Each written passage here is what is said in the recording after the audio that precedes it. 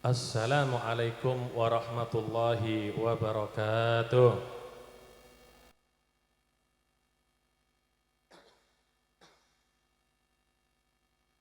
Alhamdulillah. Alhamdulillahi rabbil alamin.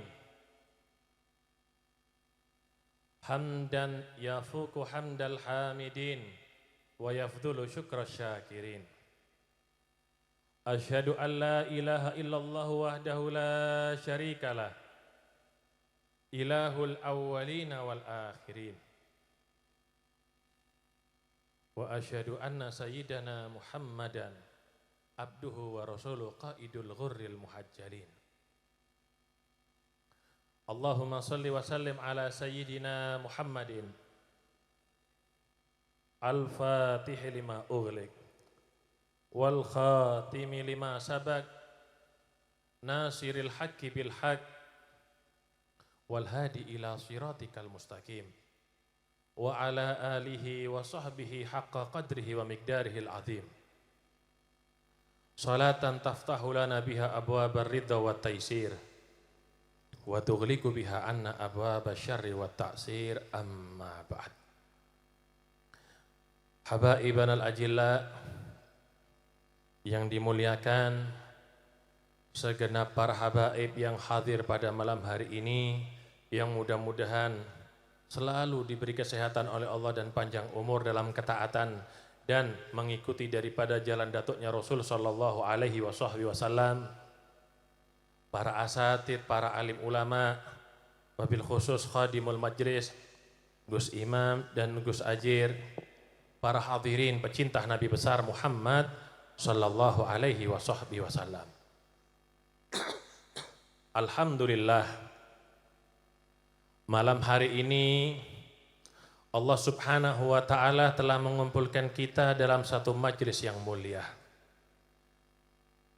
di tempat yang mulia, dan mengharap ridho daripada yang mulia, dan berkumpul di tempatnya yang mulia bersama dengan manusia yang paling mulia, baginda Nabi besar Muhammad sallallahu alaihi wasallam.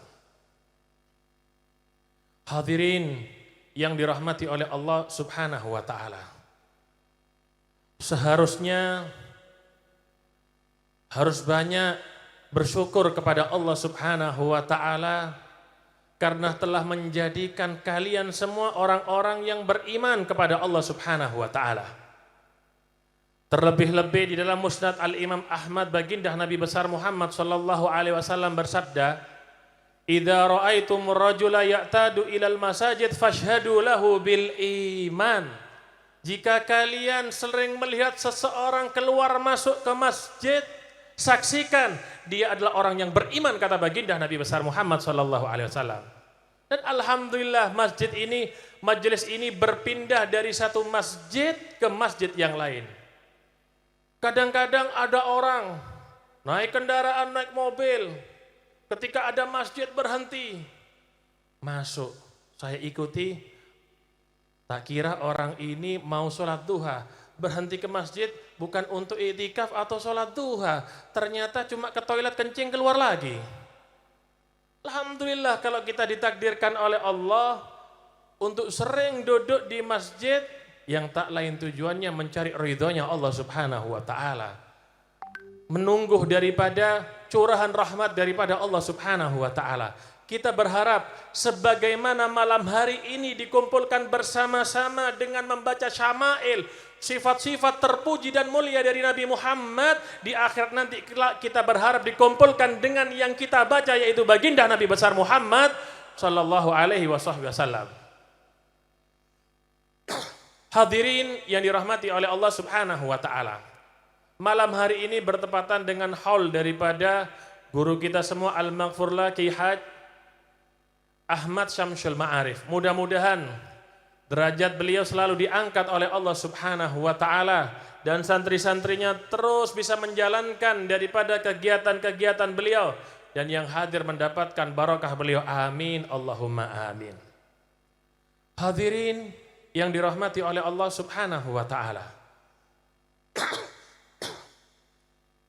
haul itu biasanya diperingati untuk orang-orang yang saleh. Kita mengenang bagaimana ibadahnya ketika hidup, bagaimana zikirnya ketika hidup, bagaimana sedekahnya, bagaimana dakwanya, bagaimana amaliyahnya kepada Allah Subhanahu wa taala. Enggak mungkin ada hol-holnya perampok terhebat holnya yang ke-33, enggak mungkin. Pasti yang dihauli itu adalah orang-orang yang Dulu kita sering dapatkan orang-orang yang hebat, bukan cuma orang-orang yang soleh, orang-orang yang istimewa, para aulia Allah Subhanahu wa ta'ala. Orang soleh itu orang yang ucapannya selaras dengan perbuatannya. Apalagi wali-wali zaman dahulu.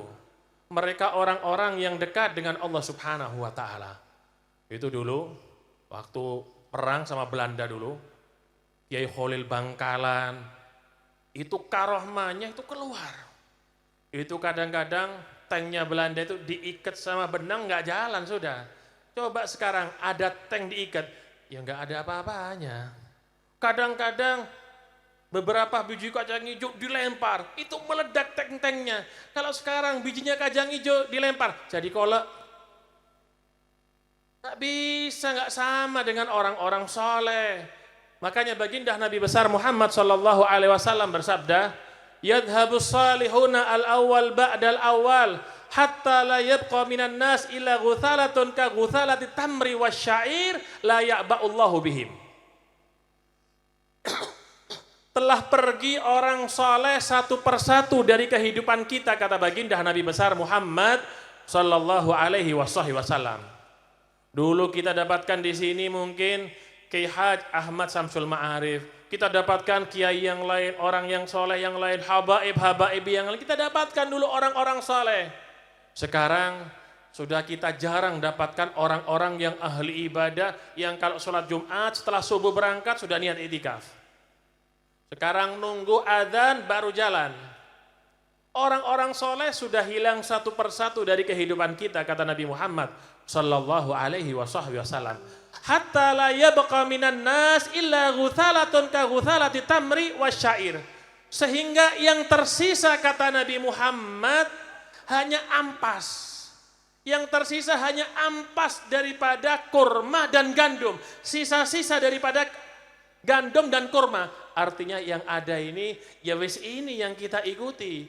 Sisa-sisa daripada orang soleh. Ibaratnya kalau dulu orang masak nasi, itu kalau katanya namanya apa sih? Intip kalau di sana itu. Sisanya yang ada di kualinya itu, ya sisanya kita ini sekarang. La ya'ba'ullahu bihim. Yang mana sisanya ini la ya'ba'ullahu bihim. Allah sudah tidak menaruh perhatian karena banyaknya bermaksiat kepada Allah Subhanahu wa ta'ala. Karena banyaknya melanggar daripada perintah Allah Subhanahu wa ta'ala.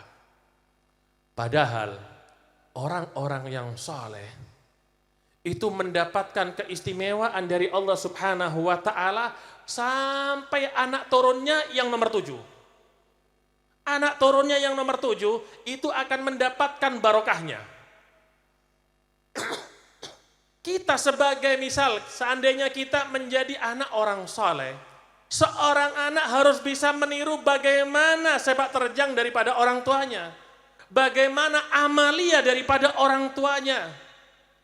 Allah dalam Al-Quran berfirman, "Walladzina amanu wattaba'athum dzurriyyatuhum biimanin alhaqna bihim dzurriyyatahum wa ma alatnahum min amalihim min syai'."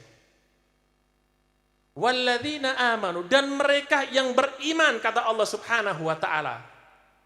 Orang tua yang beriman, yang ahli ibadah, wattaba'athum dzurriyyatuhum biimanin, kemudian diikuti oleh anak-anaknya dengan iman kepada Allah Subhanahu wa ta'ala. Apa jaminan daripada Allah? Alhaqna bihim, kami ikutkan itu anak ke dalam derajatnya orang tua. Wa in kanu dunahu fil amal, walaupun itu anak amalnya lebih sedikit daripada orang tuanya. Itulah keistimewaan daripada orang-orang yang soleh.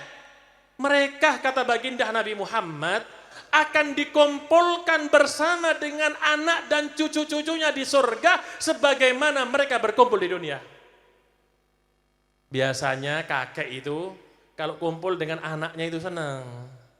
Kumpul dengan cucu-cucunya itu gembira, kumpul bersama di rumah.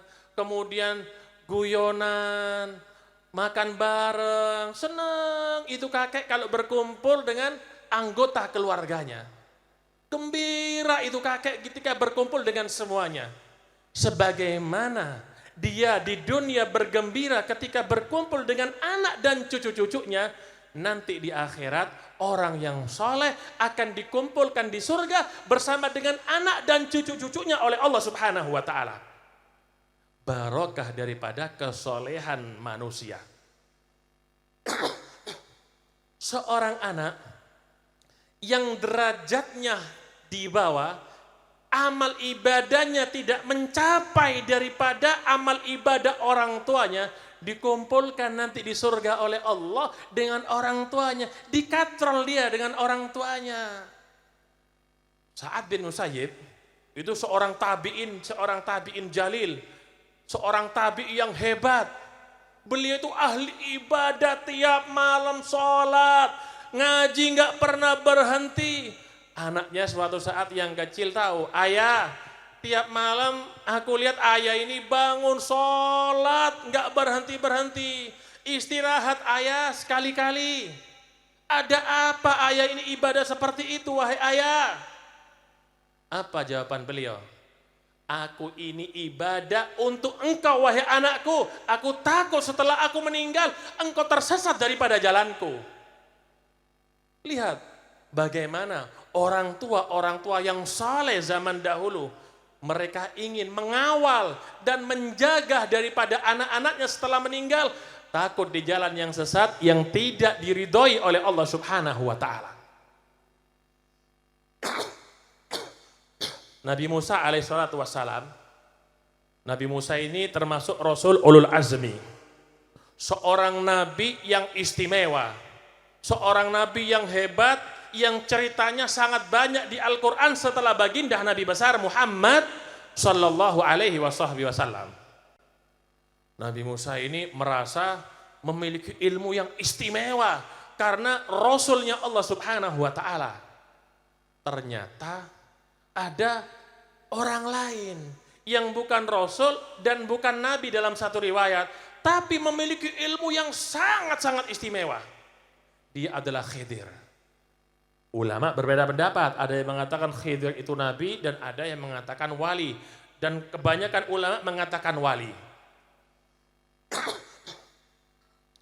Ketika ditunjukkan oleh Allah ada yang lebih hebat daripada Nabi Musa mencarinya dan bertemu akhirnya di pertemuan daripada dua lautan. Temu. Nabi Musa akhirnya mengharap daripada Khidir, menawarkan kepada Khidir untuk mengikutinya. Ala antu allimani mimma ullimta rusyda. Aku ikut dengan kamu wahai Khidir, ajari aku ilmu yang kau dapat daripada Allah Subhanahu wa ta'ala. Kalau kamu ikut aku wahai Musa, syaratnya satu, jangan banyak tanya. Fala tas'alni an syai'in hatta uhditsa lakum minhu dzikra. Hatta uhditsa laka minhu dzikra. Jangan banyak tanya. Apapun yang aku berbuat, jangan tanya sampai aku ceritakan bagaimana kronologinya, kata Khidir. Engkau tidak akan sabar wahai Musa. Falan tastati'a ma'iya sabra. Kamu nggak bisa sabar. Apa kata Nabi Musa? Satajiduni insyaallahu sabiran wala a'silaka amra. Insyaallah aku sabar dan tidak akan membantah, melanggar perintahmu wahai Khidir. Oke, kata Khidir. Ikut aku. Ikut sudah. Mau naik kapal, nggak ada kapal. Justru ada kapal baru diambil, dinaiki, kemudian dilobangi. Loh, Nabi Musa ini ilmu syariat, ditegur Khidir. Loh, kenapa kamu ini melobangi daripada perahunya? Sudah kamu pakai, kamu lobangi. Ini perahu baru. Apa sudah aku bilang? Jangan tanya. Oh maaf, sorry kata Nabi Musa. Aku lupa. Jangan dihukum aku karena kelupaanku, kata Nabi Musa. Oke. Ikut lagi. Ketemu anak kecil dibunuh sama Khidir. Nabi Musa kaget lagi. Khidir, kenapa kamu bunuh? Tanya lagi. Oh iya, kata Nabi Musa. Sorry Khidir, sorry. Akhirnya masuk satu desa, laparin Nabi Musa dan Khidir. Lapar, diketuk semua pintu di situ. Pintu rumah di desa tersebut diketok. Satu desa diketok pintunya, minta makan Nabi Musa. Ini ada Nabi minta makan loh ini. Diketuk pintunya. Satu pun gak ada yang ngasih makanan. Sampai dikenal itu Qaryatul Bukhala, desanya orang yang pelit. Zaman sekarang kan gitu rumah-rumah. Kalau ada pengemis ditulisi tidak menerima sumbangan tanpa izin RT dan RW. Kok mati teman sampean?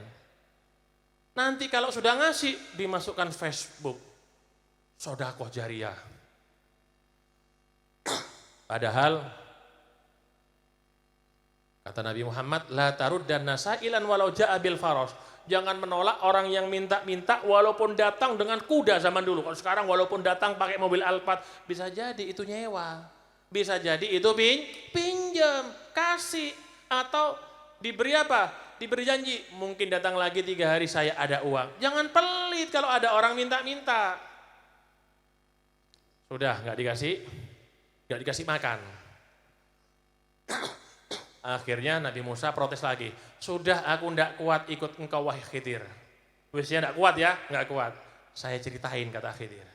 Kamu tahu yang pertama itu kenapa itu perahu aku lobangi? Di situ ada seorang raja yang tinggal zalim, ini raja dan otoriter. Setiap rakyatnya itu punya perahu yang baru dirampas, diambil dengan cara paksa. Ini tujuannya aku lobangi agar dikira perahu yang rusak dan gak diambil. Gak sampai ilmunya Nabi Musa alaihissalatu wassalam. Adapun yang kedua, wahai Musa, itu aku diizini oleh Allah subhanahu wa ta'ala untuk membunuhnya. Yang berhak membunuh manusia dan menghidupkan siapa? Allah subhanahu wa ta'ala. Aku diberi izin. Kenapa? Karena anak ini kalau dewasa dia akan kufur ini anak. Adapun daripada bangunan tadi, ada bangunan yang sudah condong mau roboh. Itu setelah Nabi Musa minta makan sama Khidir, nggak ada yang ngasih makan. Tiba-tiba Khidir mengajak Nabi Musa untuk meluruskan itu bangunan. Loh, Nabi Musa ini nabi yang berdakwah, bukan tukang bangunan. Baru saat itu ada seorang nabi diajak bangun oleh Khidir. Diajak bangun, diluruskan kembali. Kata Nabi Musa, kita sudah nggak dikasih makan, kita betulin ini bangunan desa sini. Pelit amat itu orang. Kita sudah capek meluruskan ini bangunan, tapi nggak ada yang ngasih makan. Apa di sini ceritanya? Wa ammal jidaru fakana li ghulamaini yatimaini fil madinati wa kana tahtahu kanzul lahuma wa kana abuhuma salihan. Ini abuhuma salihan. Ini dinding yang doyong mau rubuh milik 2 orang anak yatim yang sudah ditinggal mati oleh ayah dan ibunya. Di bawah daripada dinding yang condong mau roboh tersebut terdapat emas, harta karun di bawahnya. Seandainya ini bangunan roboh, maka orang-orang akan menggali di bawahnya dan mengambil daripada harta karun milik 2 anak kecil yang yatim. Dibangun di sini oleh Khidir dan Nabi Musa tujuannya agar dijaga hartanya si anak kecil daripada pencurian. Wa kana abuhuma salihan. Ini anak punya ayah yang soleh. Dijaga hartanya agar tidak dicuri, barokah daripada ayahnya yang soleh. Dikatakan oleh Al-Imam Baghawi dalam tafsir, wa kana abuhuma salihan, ayah yang dimaksud ini bukan ayahnya langsung, tapi ayah yang nomor 7. Lihat, kakek nomor 7 yang soleh, barokahnya dirasakan sampai cucunya yang nomor 7. Nabi Musa di sini yang ikut menjaga daripada hartanya. Padahal anak yatim ini ayahnya bukan orang soleh yang pertama. Ayah kedua bukan orang soleh. Ayah ketiga, lima, enam bukan orang soleh. Ayahnya yang ketujuh yang soleh. Barokah dari ayahnya ini. Ayah yang pertama bukan umatnya Nabi Musa. Bukan umatnya Nabi Musa, ini ayahnya yang ketujuh. Tapi seorang nabi yang istimewa diperintahkan oleh Allah untuk menjaga daripada hartanya anak yatim ini karena barokahnya ayahnya yang soleh. Lihat, seorang nabi diperintahkan untuk menjaga daripada hartanya anak kecil dengan diluruskan bangunannya agar tidak dicuri. Kenapa? Barokah daripada ayahnya yang soleh. Kalau kita ingin menggembirakan daripada orang tua yang sudah meninggal, tidak ada yang paling menggembirakan orang tua kecuali ketika melihat anaknya itu berbakti kepadanya, mengikuti daripada sepak terjangnya, mengikuti daripada amaliyahnya, mengikuti daripada ibadahnya. Nabi Allah Sulaiman, kenal Nabi Allah Sulaiman? Tahu Nabi Sulaiman? Tahu di mana? Nabi Sulaiman itu istimewa. Umatnya Nabi Sulaiman itu bukan cuma manusia, jin, binatang-binatang semuanya nurut dengan Nabi Sulaiman. Itu cincin Nabi Sulaiman kalau sudah dipakai tunduk semuanya, itu jin semuanya. Makanya yang diincar cincin daripada Nabi Sulaiman. Nabi Sulaiman itu diberi kabar di Yaman itu ada Ars Balqis, istana daripada Ratu Balqis.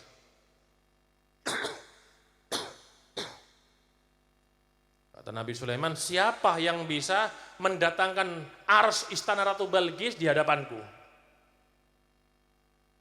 Jin Ifrit berkata kepada Nabi Sulaiman, qala ifritun minal jin, ini ana? Ini saatika. Ya. Saya tidak hafal Quran apa ini hafal Quran ini. Ini saatika bihi qabla an taquma min maqamik. Wahai Nabi Sulaiman, saya akan mendatangkan daripada istananya Ratu Balqis di hadapan Anda.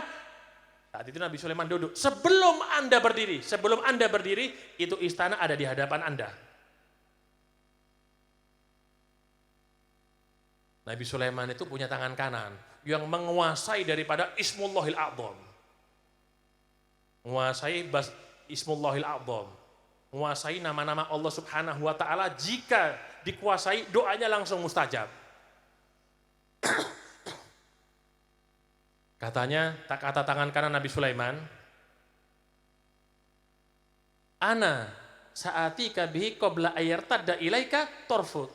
Wahai Nabi Sulaiman, sebelum engkau mengedipkan matamu, aku akan datangkan daripada istana itu di hadapanmu. Lebih cepat lagi daripada jin. Jin Nabi Sulaiman sebelum berdiri sudah datang. Tapi katanya tangan kanannya yang menguasai Ismullahil A'zam, sebelum engkau kedip sudah ada itu. Akhirnya dibacain apa? Ya dzal jalali wal ikram. Dibacain ya dzal jalali wal ikram, ditarik itu Ars Balqis. Kemudian Ars Balqis itu istananya ibaratnya jalan lewat dalam tanah. Jalan, tiba-tiba muncul di hadapan Nabi Sulaiman. Jangan nanti ngambil hartanya orang, baca ya dzal jalali wal ikram, hati-hati. Ya dzal jalali wal ikram, mobilnya Alphata ambil.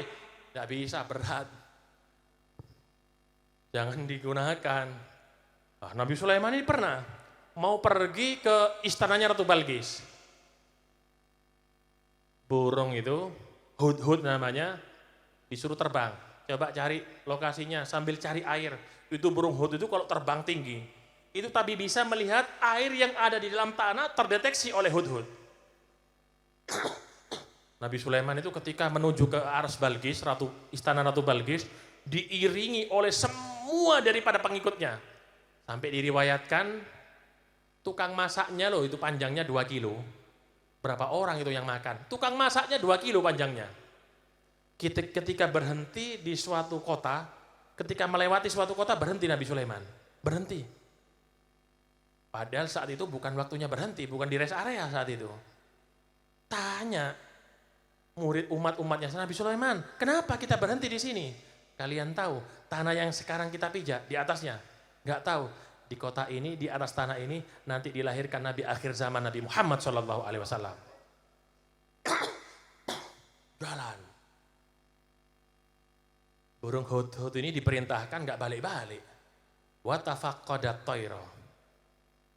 Nabi Sulaiman sudah mencari burung hud, mana ini burung hudhud nggak datang ini. Faqala mali la aral hudhuda am kana minal ghaibin la u'adzibannahu adzaban syadidan aw la adbahanna aw la ya'tiyanni bisultanin mubin. Mana ini burung hud kok nggak datang-datang, kata Nabi Sulaiman. Atau dia sudah benar-benar menghindar, menjauh dariku. Kalau dia nggak datang, la u'adzibannahu adzaban syadida. Aku akan mengadab daripada dia. Aku potong daripada sayapnya. Aku cabut daripada bulunya. Dalam tafsir Baghawi. Aula adzbahanna. Atau aku akan sembelih dia biar merasakan hukuman baginya. Aula ya'tiyanni bisultanim mubin. Atau dia datang dengan membawa alasan yang benar, yang tepat, kata Nabi Allah Sulaiman. Nabi Allah Sulaiman ini sudah marah. Enggak lama, beberapa jam datang ini burung hudhud. Nabi Sulaiman ini sudah mau marah sudah. Sudah mau marah kepada burung hudhud.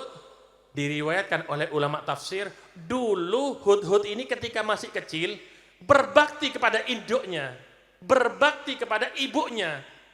Ketika dia berbakti kepada induknya, Allah memberikan barokah kepada hudhud. Ketika Nabi Allah Sulaiman mau marah mengadab daripada hudhud, enggak jadi, dihalangi karena baktinya kepada orang tuanya. Lihat, burung loh yang berbakti kepada induknya, dia mendapatkan perlindungan dari Allah Subhanahu wa taala. Bagaimana dengan manusia ketika dia berbakti kepada orang tuanya? Berbakti kepada orang tua, bukan cuma dia menjalankan perintahnya disuruh ke pasar, ke sini, ke situ. Yang paling istimewa berbakti kepada orang tua, yaitu dia meneruskan daripada perjuangan orang tuanya, melanjutkan daripada amalia orang tuanya, dan dia meneruskan daripada dakwanya daripada orang tuanya. Itu yang akan menggembirakan dan membanggakan daripada orang tuanya. Oleh karenanya, ayo, semenjak orang tua kita ini masih hidup, jangan sampai kita ini lupa dengan kebaikan daripada orang tua. Kadang-kadang orang tua kita ini loh, ketika kita kecil, kadang-kadang berak ada di celana. Maaf, orang tua kita ini enggak jijik dibersihin, kita ini kotorannya dibersihkan. Tapi ketika giliran orang tuanya sudah sepuh, sudah tua renta, umur 80 tahun, di atas kasur, kadang-kadang kencing di atas kasur, buang air besar di atas kasur, anak enggak mau memegang kotorannya, padahal orang tuanya mau memegang kotoran anaknya ketika masih kecil. Kadang-kadang manggil orang dibayar untuk merawat daripada orang tuanya, padahal orang tuanya saat itu tidak manggil perawat, tapi dibersihkan sendiri kotoran anaknya. Mana hak kita sebagai seorang anak? Ada seorang anak di zaman Nabi Muhammad SAW. Seorang anak yang kaya raya. Diambil hartanya oleh ayahnya dan digunakan untuk kebutuhan ayahnya. Marah ini si anak kepada ayahnya. Akhirnya lapor ini anak kepada Nabi Muhammad SAW. Kata Nabi, bawa ayahmu ke sini. Akhirnya dibawa itu ayahnya oleh si anak menemui baginda Nabi Muhammad SAW. Di tengah jalan orang tua ini berbicara dalam hatinya sendiri. Akhirnya sampai baginda Nabi Muhammad. Sebelum datang itu orang tua, Jibril datang menemui Nabi Muhammad SAW agar Nabi Muhammad menanyakan apa yang ada dalam hatinya, isi hatinya. Ketika sampai ini orang tua bersama anaknya di hadapan Nabi Muhammad, Nabi Muhammad langsung berkata kepada si ayah, wahai bapak, aku ingin mendengar apa yang kau ucapkan dalam hatimu ketika berjalan kemari. Orang tua tadi berkata, demi Allah, aku bertambah yakin engkau adalah utusan Allah subhanahu wa ta'ala. Tidak ada yang tahu dengan aku rasakan dalam hatiku kecuali aku, wahai Nabi. Coba, aku ingin mendengar apa yang kamu ucapkan dalam hati. Tadi di jalanan wahai Nabi, aku berkata dalam hatiku, nak, dulu ketika engkau masih di dalam kandungan orang tuamu, terkadang ibumu tidak bisa tidur karena sakit merasakan engkau di dalam perutnya. Terkadang ayah menemani ibu tidak tidur sampai pagi, nak. Ketika engkau dilahirkan, ayah gembira dengan ibumu, nak. Ayah ibaratnya mendapatkan hadiah yang besar dari Allah subhanahu wa ta'ala. Ayah gembira. Sampai ayah buatkan akikah, ayah undangkan daripada tetangga. Ayah merawat engkau bersama ibumu bersama-sama, nak. Terkadang-kadang engkau sakit. Ketika engkau sakit, ayah mencari obatnya, pergi ke tabib. Semalaman ayah tidak tidur, seakan-akan ayah yang sakit, bukan engkau wahai anakku. Seakan ayah yang merasakan daripada sakit. Terkadang karena ayah ini ketakutan, khawatir. Dalam hati ayah berkata, ya Allah, daripada anak ini kau ambil ya Allah, lebih baik aku ayahnya kau ambil ya Allah. Tapi yang ayah dapatkan sekarang, kau campakkan daripada ayahmu, nak. Kalau engkau tidak bisa berbuat baik kepada ayahmu, nak, anggap saja ayah ini tetangga hidupmu, nak. Ini yang aku ucapkan wahai Nabi. Anak tadi dipanggil oleh Nabi Muhammad dan dipegang bajunya. Diangkat sama Nabi Muhammad. Anta wa maluka li abik. Engkau wahai fulan, engkau wahai anak, dan semua harta yang kamu miliki adalah milik ayahmu, kata Nabi Muhammad SAW. Ayo berbakti kepada kedua orang tua kita semenjak mereka hidup. Termasuk berbakti kepada kedua orang tua yang sudah meninggal, menyambung kawan-kawan daripada orang tua semasa hidupnya, memperbanyak istighfar dan mendoakan daripada orang tua. Ini adalah berbakti setelah kematian daripada orang tua.